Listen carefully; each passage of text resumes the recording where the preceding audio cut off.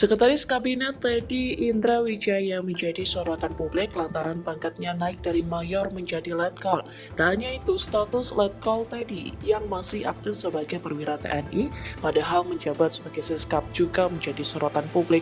Menanggapi hal itu, Menteri Pertahanan atau Menhan Syafri Samsudin buka suara saat ditemui di Kompleks Parlemen Senayan pada Selasa 11 Maret.